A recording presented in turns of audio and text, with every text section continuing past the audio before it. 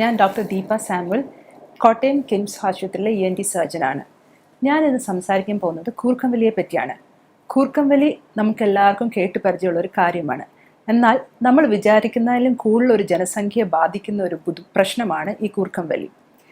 നമ്മൾ കണക്കുകൾ എടുത്തു കഴിഞ്ഞാൽ ഏകദേശം 35 മുതൽ 40% പുരുഷന്മാരെയും ഒരു 15 മുതൽ 20% സ്ത്രീകളെയും ഈ കൂർക്കംവലി ബാധിക്കാറുണ്ട്.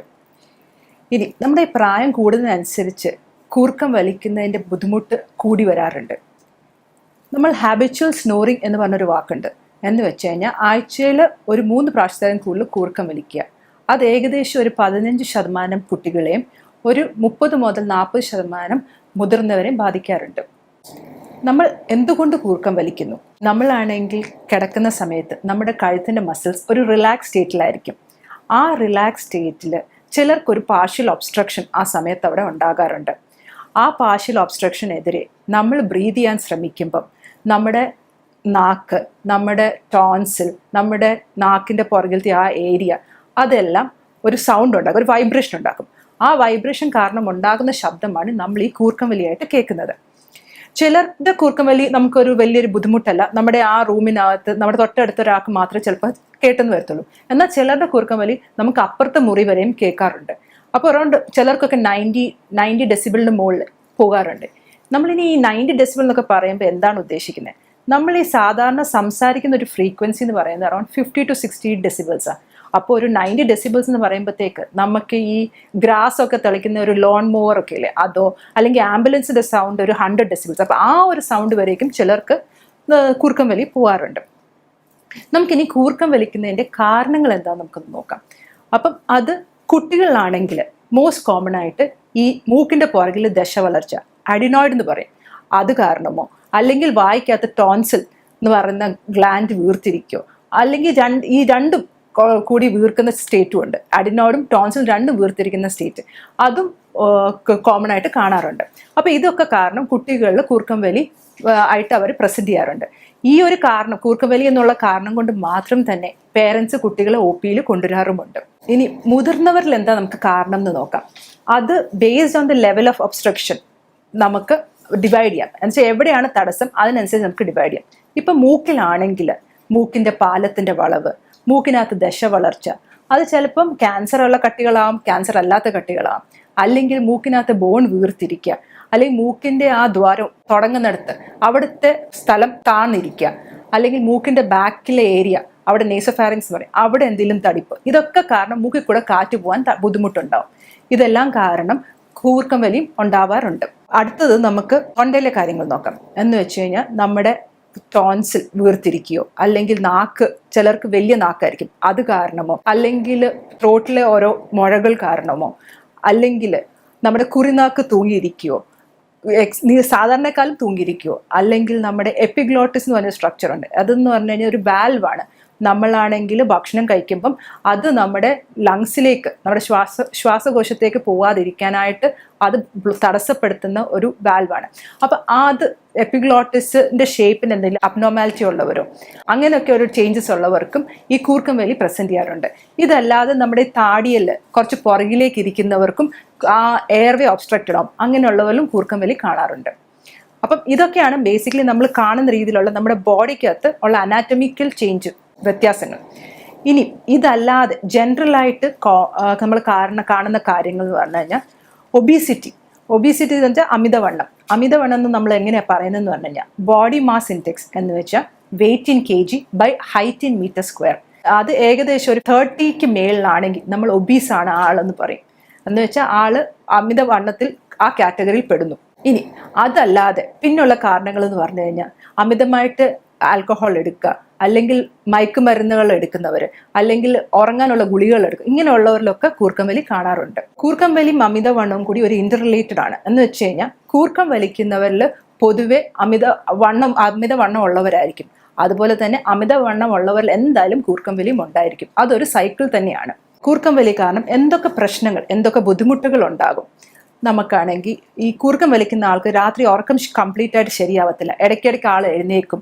ആൾക്ക് ഇടയ്ക്കിടയ്ക്ക് ആ സ്ലീപ്പ് പാറ്റേൺ തടസ്സപ്പെടുത്തുമ്പോൾ ആ കംപ്ലീറ്റ് സ്ലീപ്പ്, ആ ഡീപ്പ് സ്ലീപ്പ് കിട്ടാത്തപ്പോൾ രാവിലെ എഴുന്നേക്കുമ്പോൾ ഫ്രഷ് ആയിരിക്കത്തില്ല.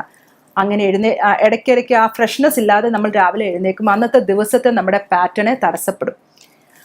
അന്നത്തെ ഡേ അയാൾ ഇറിറ്റബിൾ ആയിരിക്കും, അയാളുടെ മൂഡ് സ്വിങ്സ് ഉണ്ടാവും, ഡിപ്രഷനിലേക്ക് പലരും പോകാറുണ്ട്, മെമ്മറി ലോസ് ഉണ്ടാവാറുണ്ട് ചിലർക്ക് അന്നത്തെ ദിവസം ഫുൾ തലവേദന കാണാറുണ്ട്, ചിലർക്കാണെങ്കിൽ അവരുടെ സെക്സിനോടുള്ള താല്പര്യത്തിന് പ്രശ്നം വരും.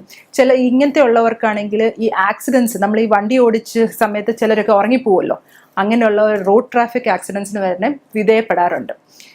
ഇതൊന്നും അല്ലാതെ തന്നെ അത് വേറൊരു വലിയ പ്രശ്നം എന്ന് പറഞ്ഞു കഴിഞ്ഞാൽ, ഈ കൂർക്കം വലിക്കുന്നവരല്ല അവരനുഭവിക്കുന്നതിൻ്റെ കൂടെ തന്നെ അവരുടെ കൂടെയുള്ള പാർട്ട്ണറും അവരുടെ വീട്ടിലുള്ള ആളുകൾക്കും ഈ കൂർക്കം വലി കാരണം അവർക്ക് ഉറക്കം ശരിയാവാറില്ല. അങ്ങനെ ആകുമ്പോൾ പല വീടുകളിലും കുടുംബസമേതമായ പ്രശ്നങ്ങൾ ഉണ്ടാവുകയും അത് കാരണം പല കുടുംബങ്ങളിലും ഓരോ സ്റ്റേറ്റ് ഓഫ് ഡിവോഴ്സിലേക്ക് വരെയും എത്താറുണ്ട്. എല്ലാ കൂർക്കം വലിയും ഒരു പ്രശ്നമല്ല. എന്നാൽ ചിലപ്പോൾ നമ്മൾ കൂർക്കം വലിക്കുമ്പം നമുക്ക് നമ്മുടെ ശ്വാസം തടസ്സപ്പെടുകയും അതിന് നമ്മൾ പറയുന്ന കണ്ടീഷൻ്റെ പേരാണ് ഒബ്സ്ട്രക്റ്റീവ് സ്ലീപ്പ് ആപ്നിയ, അല്ലെങ്കിൽ ഒസാസ് എന്ന് പറയും. ഒബ്സ്ട്രക്റ്റീവ് സ്ലീപ്പ് ആപ്നിയ എന്ന് പറയുമ്പോൾ നമ്മുടെ ബ്രീതിങ് ഓൾമോസ്റ്റ് 10 സെക്കൻഡ്സിനാലും കൂടുതൽ ബ്രേക്ക് ആക്കുകയും അങ്ങനെ ഒരു രാത്രി തന്നെ 5 എപ്പിസോഡിനാലും കൂടുതൽ ഉണ്ടാകുകയെന്ന് പറയുന്നതാണ് ഒബ്സ്ട്രക്റ്റീവ് സ്ലീപ്പ് ആപ്നിയ. ഇത് എന്തുകൊണ്ട് സംഭവിക്കുന്നതെന്ന് വെച്ച് കഴിഞ്ഞാൽ, നമ്മൾ ഉറങ്ങുമ്പം നമ്മുടെ ബ്രീതിങ് ബ്രേക്ക് ആകുകയും അത് കാരണം നമ്മുടെ രക്തത്തിലുള്ള ഓക്സിജൻ്റെ അളവ് കുറയുകയും നമ്മുടെ കാർബൺ ഡൈ ഓക്സൈഡിൻ്റെ അളവ് കൂടുകയും ചെയ്യും. ഇത് കാരണം നമ്മൾ ഉറക്കത്തിൽ ഞെട്ടി എഴുന്നേക്കും, അത് കാരണം നമ്മുടെ സ്ലീപ്പ് പാറ്റേണെ അത് ബ്രേക്ക് ആക്കുകയും ചെയ്യും. ഇത് കാരണമുള്ള ബുദ്ധിമുട്ടെന്ന് പറഞ്ഞു കഴിഞ്ഞാൽ, നമ്മുടെ ആ ഓക്സിജൻ്റെ അളവ് രക്തത്തിൽ കുറയുകയും നമ്മുടെ ലങ്സിലേക്കും ഹാർട്ടിലേക്ക് കിട്ടുന്ന ഓക്സിജൻ്റെ അളവ് കുറയുകയും ചെയ്യും. അത് കാരണം പല അസുഖങ്ങൾക്കും ഇതൊരു കാരണമാകാറുണ്ട്. മോറോവർ നമ്മുടെ ഈ ഡയബറ്റിസും BP ഒക്കെ ഉള്ള ആളുകളിലാണെങ്കിൽ അതിനായിട്ട് മൾട്ടിപ്പിൾ ഡ്രഗ്സ് ഒക്കെ എടുക്കുന്നവർക്ക് നമ്മളാണെങ്കിൽ ഇത് പ്രത്യേകം ഇങ്ങനെ അസുഖമുള്ള പ്രശ്നമുള്ളവർ പ്രത്യേകം ശ്രദ്ധിക്കുകയും വേണം. അല്ലെങ്കിൽ അത് പല രോഗങ്ങൾക്കും അത് കാരണമാകാറുണ്ട്. ഇതിനെ എങ്ങനെ നമ്മൾ കണ്ടുപിടിക്കാം? നമ്മൾ ഇതിന് ടെസ്റ്റ് എന്ന് പറയുന്നത് സ്ലീപ്പ് സ്റ്റഡി എന്ന് പറയുന്ന ഒരു ടെസ്റ്റാണുള്ളത്. അത് നമ്മൾ ഐഡിയലി നമുക്ക് ഹോസ്പിറ്റലിലോ അല്ലെങ്കിൽ നമ്മുടെ വീടുകളിലോ തന്നെ ചെയ്യാം. ഇതെല്ലാ സെൻറ്റേഴ്സിലും നമ്മുടെ കേരളത്തിൽ ഒരുവിധം എല്ലാ ഹോസ്പിറ്റൽസിലും ഇപ്പോൾ അവൈലബിൾ ആണ്. സ്ലീപ്പ് സ്റ്റഡി ഒരു ഓവർനൈറ്റ് ടെസ്റ്റാണ്. രാത്രി കിടന്ന് രാവിലെ ആകുമ്പോഴത്തേക്ക് നമുക്ക് റിസൾട്ട് റെഡിയാവും. അപ്പോൾ ഇതിനകത്ത് എന്താ നമ്മൾ നോക്കുന്നതെന്ന് പറഞ്ഞാൽ, നമ്മളുടെ കണ്ണിൻ്റെ മൂവ്മെൻറ്റ്, ഉറങ്ങുന്ന സമയത്ത് നമ്മുടെ കണ്ണിൻ്റെ മൂവ്മെൻറ്റ്, നമ്മുടെ ഹാർട്ട് റിതം, നമ്മുടെ മസിലിൻ്റെ മൂവ്മെൻറ്റ്, നമ്മൾ മൂക്കിൽ കൂടെ വായിൽ കൂടെ ശ്വാസം എടുക്കുമ്പം അതിൻ്റെ അളവ്, നമ്മുടെ രക്തത്തിലെ ഓക്സിജൻ്റെ അളവ്, ഇതെല്ലാം അത് മെഷർ ചെയ്യുകയും അതിനെയാണെങ്കിൽ നമ്മൾ പിറ്റേ ദിവസം നമ്മളെ സിസ്റ്റത്തിൽ കയറ്റി അതിനെയാണെങ്കിൽ നമ്മളൊരു പ്രിൻ്റ് ഔട്ട് ഫോം പോലെ ആക്കിയെടുക്കും. ബേസിക്കലി അപ്പം നമുക്കത് എത്രയാണ് നമ്മുടെ കൂർക്കം വലി കാരണം നമ്മുടെ ബോഡിനെ അത് എത്ര ബാധിക്കുന്നുണ്ട് എന്നുള്ളത് നമുക്ക് ഈ ടെസ്റ്റ് വെച്ച് കണ്ടുപിടിക്കാൻ പറ്റുന്നുണ്ട്. ഈ ടെസ്റ്റിനെ ബേസ് ചെയ്തായിരിക്കും നമ്മുടെ ഫർദർ ട്രീറ്റ്മെൻറ്റ്. ഇപ്പോൾ ട്രീറ്റ്മെൻറ്റിൻ്റെ ഫസ്റ്റ് പാർട്ട് എന്ന് പറഞ്ഞു കഴിഞ്ഞാൽ തന്നെ, ഈ കൂർക്കം വലിക്കുന്നവർക്ക് പൊതുവെ അവർ കൂർക്കം വലിക്കുന്നത് മനസ്സിലാവാറില്ല. അവരുടെ കൂടെയുള്ള താമസിക്കുന്ന പാർട്ട്ണറോ അല്ലെങ്കിൽ അവരുടെ വീട്ടിലുള്ള ബാക്കിയുള്ളവർ പറയുമ്പോഴാണ് അവർക്ക് അതിൻ്റെ ഒരു സിവിയറിറ്റി മനസ്സിലാവുന്നത്. എന്നാൽ അതിനെ അക്സെപ്റ്റ് ചെയ്ത് ട്രീറ്റ്മെൻറ്റ് നേടുക എന്നുള്ളത് എല്ലാവരും ചെയ്യാറുമില്ല. എന്നാൽ അങ്ങനെ ഒരു ബുദ്ധിമുട്ട് എനിക്കിതിൻ്റെ ചികിത്സ നേടണം എന്ന് തീരുമാനിക്കുന്നതാണ് ഇതിൻ്റെ ഒരു ഫസ്റ്റ് സ്റ്റെപ്പ്. ഇതിൻ്റെ ട്രീറ്റ്മെൻറ്റ് ആസ്പെക്ട്സ് നമ്മൾ നോക്കിക്കഴിഞ്ഞാൽ നമുക്കിതിനെ രണ്ടായി തിരിക്കാം. ഒന്ന് സർജിക്കൽ മാനേജ്മെൻറ്റും, എന്നുവെച്ചാൽ സർജറി ചെയ്തുള്ള ചികിത്സയും, അല്ലാത്തത് സർജറി അല്ലാതെ ഉള്ള ചികിത്സയും. സർജറി ചെയ്തുള്ള മാനേജ്മെൻറ്റ് എന്ന് പറയുമ്പോൾ നമ്മൾ മുമ്പ് പറഞ്ഞ പോലെ ആ ലെവൽസ് ഓഫ് ഒബ്സ്ട്രക്ഷൻ, മൂക്കിലാണെങ്കിൽ പാലത്തിൻ്റെ വളവ്, തൊണ്ടയിലാണെങ്കിൽ ടോൺസിലിൻ്റെ സർജറി. അപ്പോൾ ഈ ഓരോ തടസ്സങ്ങൾക്കും അതിൻ്റെതായ സർജറി ഇപ്പോൾ അവൈലബിൾ ആണ്. ആ സർജറി ചെയ്ത് കഴിഞ്ഞാൽ ആ തടസ്സം മാറ്റുകയും പലർക്കും കൂർക്കം വലിക്ക് വ്യത്യാസം വരാറുമുണ്ട്. എന്നാൽ പലർക്കും ഇത് അല്ല കാരണം, നമ്മൾ പറഞ്ഞ അല്ലാതെ ഈ അമിതവണ്ണം ബാക്കി ഹാബിറ്റ്സ് ഒക്കെ കാരണം കൂർക്കം വലി എങ്കിൽ അതിന് നമ്മൾ പ്രത്യേകിച്ച് സർജിക്കൽ അല്ല, നോൺ സർജിക്കൽ എന്ന സർജറി അല്ലാത്ത മാനേജ്മെൻറ്റാണ് നമ്മൾ അഡ്വൈസ് ചെയ്യുന്നത്. അപ്പോൾ ഇതിനകത്ത് ഏറ്റവും മോസ്റ്റ് കോമൺ ഇമ്പോർട്ടൻ്റ് ആയിട്ടുള്ളതാണ് വെയിറ്റ് കുറയ്ക്കുക. നമുക്ക് പലർക്കും അറിയാവുന്നതാണ്, പക്ഷേ നമുക്ക് അത് പ്രാക്ടീസിൽ കൊണ്ടുവരാൻ ഭയങ്കര ബുദ്ധിമുട്ടുള്ളൊരു കാര്യമാണ്.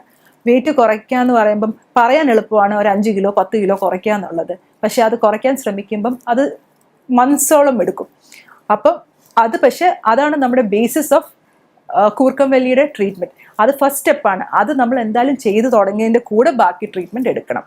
ഇതല്ലാതെ ആൽക്കഹോൾ എടുക്കുന്നവർ, സെഡേറ്റീവ്സ്, ഉറങ്ങാനുള്ള ഗുളിക എടുക്കുന്നവർ, അല്ലെങ്കിൽ മയക്കുമരുന്ന്, അങ്ങനത്തെ ഹാബിറ്റ്സ് ഒക്കെ ഉള്ളവരൊക്കെ അതിനെ ബ്രേക്ക് ചെയ്യുകയും ആ ഹാബിറ്റ്സ് കംപ്ലീറ്റ് ആയിട്ട് സ്റ്റോപ്പ് ചെയ്യുകയും ചെയ്യണം. പിന്നെ നമുക്ക് ചെയ്യാവുന്ന വേറൊരു കാര്യം എന്ന് പറഞ്ഞാൽ, നമ്മൾ കിടക്കുമ്പോൾ നമ്മൾ ലെഫ്റ്റ് സൈഡിലേക്ക് ചരിഞ്ഞ് കിടക്കുകയും നമ്മുടെ ബാക്കിൽ ഒരു ബോഡി പില്ലോ വെച്ച് കഴിഞ്ഞാൽ നമ്മൾ സ്ട്രെയിറ്റ് ആകാതിരിക്കുകയും ചെയ്യും. അപ്പോൾ ഇത് കാരണം നമുക്ക് ആ ബെറ്റർ ഓക്സിജൻ ഫ്ലോ ലങ്സിലേക്കും അത് കാരണം ഹാർട്ടിലേക്കൊക്കെ കിട്ടും.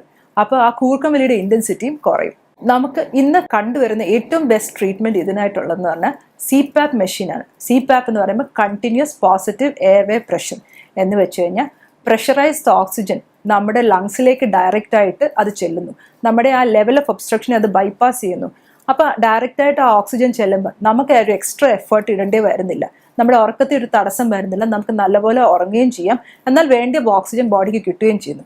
അത് കാരണം ആ ആള് രാവിലെ എഴുതേക്ക് ഫുള്ളി ഫ്രഷ് ആയിട്ടിരിക്കും. ഇത് ഉപയോഗിച്ച് പലർക്കും നല്ല വ്യത്യാസമുണ്ടെന്ന് നമുക്ക് പറഞ്ഞു കേട്ടിട്ടുമുണ്ട്, നമ്മൾ കണ്ടിട്ടുമുണ്ട്. അപ്പം ഈ CPAP മെഷീൻ എന്ന് പറയുന്ന കാര്യം പല സ്ഥലങ്ങളിലും പല വെറൈറ്റി, പല മോഡലുകൾ എല്ലാം അവൈലബിൾ ആണ്. പല റേഞ്ച് ഉണ്ട്. അപ്പം നമുക്ക് ഏതാ സൂട്ടബിൾ എന്നുള്ളത് നമ്മൾ ചെക്ക് ചെയ്ത് നോക്കിയിട്ട് അതിനെ ഉപയോഗിക്കുന്നതാണ് ഏറ്റവും നല്ലത്. ഇതല്ലാതെ നമ്മുടെ ഈ മുൻപ് പറഞ്ഞ നമ്മുടെ മൂക്കിൻ്റെ ആ തുടക്കത്തിലുള്ള നേസൽ വാൽവ്, ആ തുടക്ക ഭാഗം അവിടെ കൊളാപ്സ് ഉള്ളവർക്ക് അത് ഓപ്പൺ ചെയ്ത് വെക്കത്തക്ക രീതിയിലുള്ള മെഷീൻ ഇപ്പോൾ അവൈലബിൾ ആണ്. അല്ലെങ്കിൽ നമ്മൾ മുമ്പേ പറഞ്ഞ പോലെ ആ താടിയിൽ പുറകിലേക്ക് ഇരിക്കുന്നവർ അത് മുന്നോട്ട് അഡ്വാൻസ് ചെയ്യുന്ന ടെക്നിക്ക് ഇപ്പോൾ അവൈലബിൾ ആണ്. അപ്പം നമ്മൾ കറക്റ്റായിട്ട് ഏതാ നമുക്ക് വേണ്ടിയെന്നുള്ളത് നമ്മൾ ആ ഡോക്ടറോട് സംസാരിച്ചിട്ട് അത് നമ്മൾ തീരുമാനിക്കണം. ചുരുക്കം പറഞ്ഞു കഴിഞ്ഞാൽ കൂർക്കം വലിക്കുന്നുണ്ടെങ്കിൽ നിങ്ങൾ ഒറ്റയ്ക്കല്ല. ഈ ലോകത്ത് നിങ്ങളുടെ കൂടെ തന്നെ ഇതേ ബുദ്ധിമുട്ടുള്ള അനേകരുണ്ട്. അപ്പം ഏറ്റവും അത്യാവശ്യം വേണ്ടിയെന്ന് പറഞ്ഞാൽ അതിന് ചികിത്സ തേടുകയും ഈ ബുദ്ധിമുട്ടിൽ നിന്നൊരു മോചനം നേടുകയാണ് അത്യാവശ്യം.